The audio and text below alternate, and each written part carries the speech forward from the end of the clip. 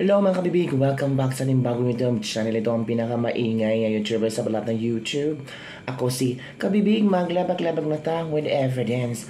Marami ang naghintay na risbakan ni Miss Heart Evangelista yung komento ni Vice Ganda o yung parinig ni Vice Ganda kay Heart. Halata namang parinig yun ni Vice Ganda kay Heart Evangelista sa lahat ng mga artista, bakit ang pangalan ni Heart Evangelista? It doesn't mean na doon nakatira ang asawa ni Heart Evangelista or doon nakatira si Heart Evangelista. Ay dapat talaga si Heart Evangelista talaga ang gagamitin yung pangalan.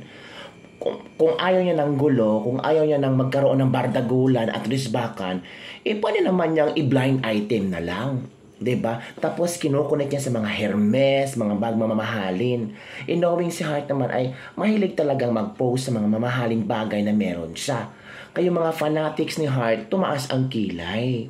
Ano bang pinopoint out mo, Vice Ganda? Ay, nako, kung akala nyo walang re-respect at walang sasagot kay Vice Ganda, nako, ang PA, ang personal assistant ni Miss Heart Evangelista ang sumagot kay Vice Ganda. Alam mo ba kung ano ang sagot? Nag-ambag ka lang, makapangyabang, parang ikaw nagpatayo ng buong building. Ooh! Grabe.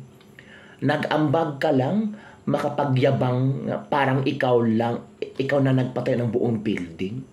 Hala ka, ang taray ng ng PA ni Heart Evangelista. Nako. Sabi dito sabi ni Rosel, ang pangalan sa Rosel Rosel pala ay yung PA, ang pangalan ni Heart Evangelista.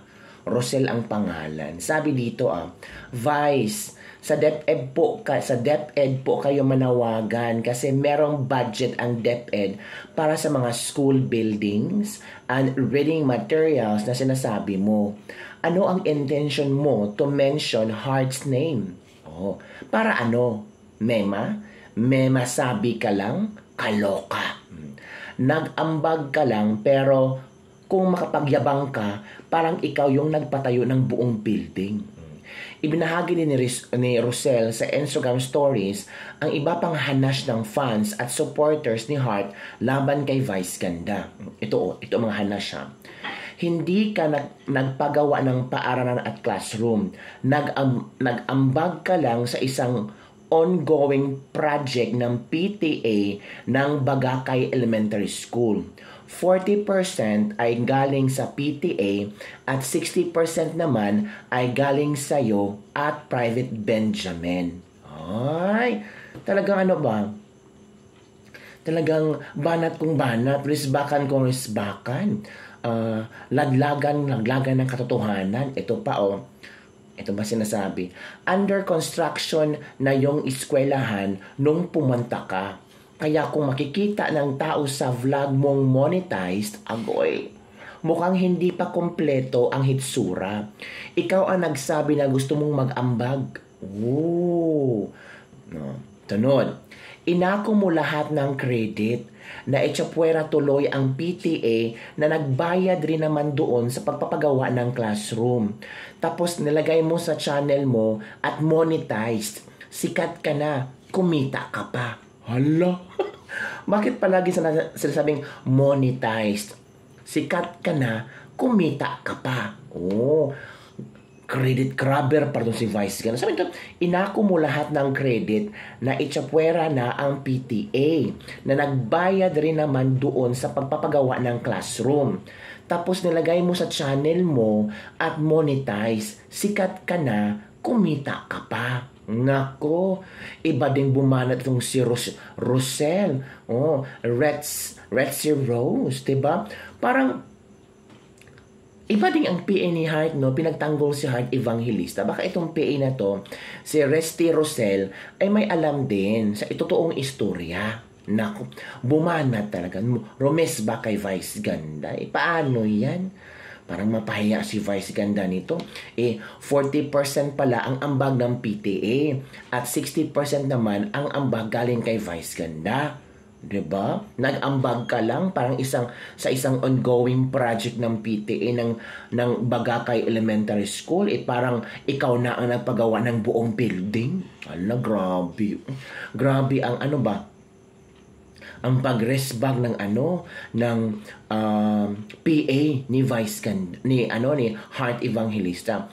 Sabi naman ng isang netizen, "Dear Heart, stay silent. Don't waste your time with explanations they don't deserve to their baseless accusations. No proof allegations. Sometimes silence is the best way to cope up with your emotions. People only hear what they wanna hear. They accept criticism but never accept disrespect." Oh.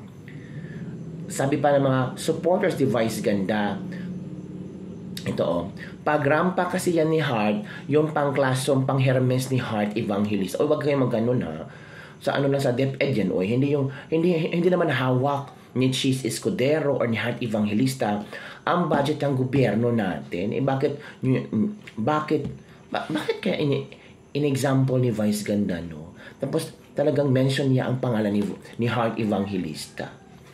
Sabi naman ng iba, grabe ka naman Vice, wala naman alam doon si Heart.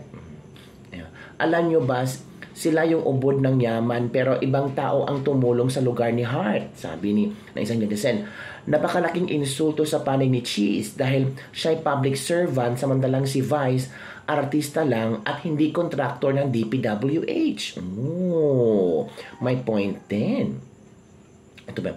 Mabuti pa ang asong milyon halaga ang kwintas samantalang isang pako hindi nakapagdunin sa school para kahit paano ma-renovate yung bulok na paaralan, pero grabe insertions na nilaan na pondo sa lugar nila. Nasaan kaya yun? Yun ang mga ilang komento ng ating mga netizen. Sa pool ang ni Vice Ganda si Heart Evangelista. Ito pa. It's not Heart's obligation to help them dahil it's her province and you don't even know what she does behind closed doors. And when you help, you shouldn't announce it and even do a name drop. That's so tactless. Tumulong ka na lang kung tumulong ka. Hindi mo kailangan pang mag-broadcast. Agoy. Yung mga vloggers, hindi yung hamak na mas matitino mag-isip sa mga politikong mayayabang.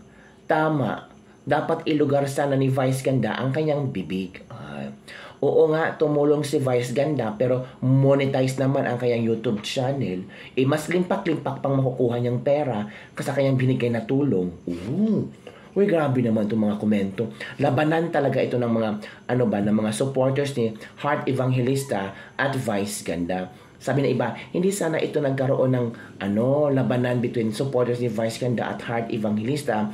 Kung si Vice Ganda, she never mentioned the name of Heart Evangelista. Pwede namang i-blind item niya, pwede namang hindi lang niya i-mention yung pangalan ng artista na si Heart Evangelista. Pwede namang maging proud siya sa kanyang nagawa na tumulong sa isang lugar na kung saan nangangailangan ng tulong. Yun mga kabibig ba? Though tama naman kasi yung politicians should have the power to follow up the budget from the DepEd.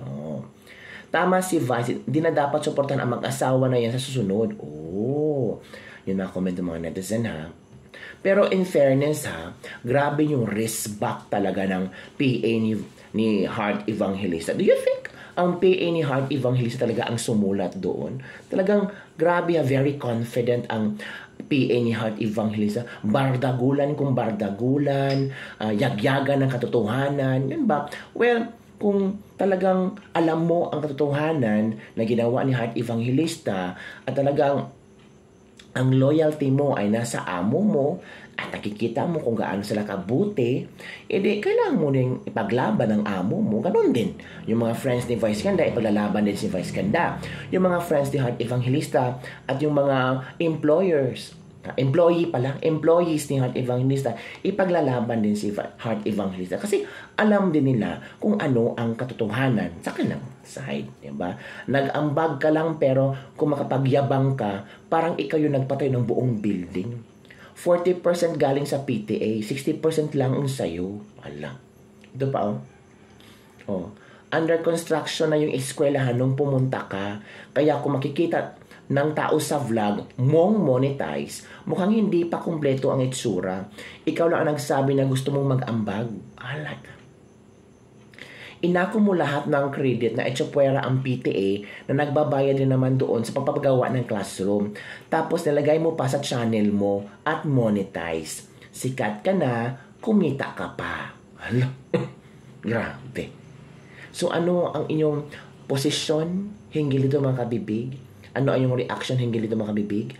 Comment down below. Ganito katapang ha, ang PA ni Heart Evangelista na si Reste Rosel. Siya ang sumampal kay Vice Ganda ng katotohanan.